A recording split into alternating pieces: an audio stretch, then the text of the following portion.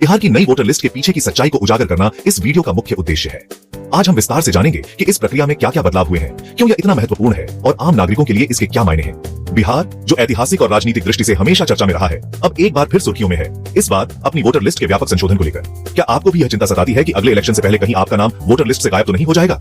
यह डर सिर्फ आपका नहीं है, बल्कि लाखों लोगों के मन में यही सवाल है।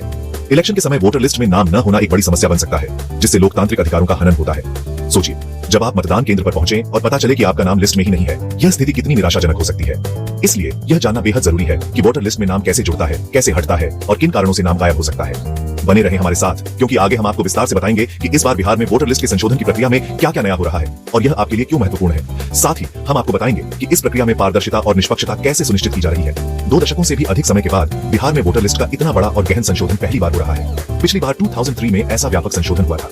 इतने लंबे अंतराल के बाद यह प्रक्रिया क्यों जरूरी हो गई? दरअसल समय के साथ जनसंख्या में बदलाव, प्रवास और अन्य कारणों से वोटर लिस्ट में कई गड़बड़ियां आ जाती हैं।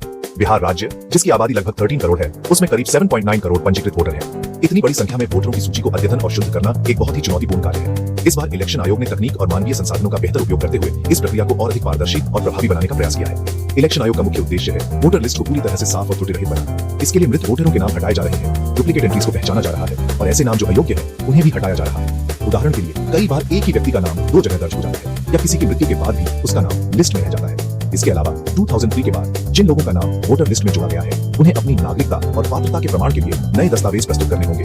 यह कदम इसलिए उठाया गया है ताकि केवल योग्य नागरिक ही वोटर लिस्ट में बने रहे और किसी भी प्रकार की गड़बड़ी को रोका जा सके।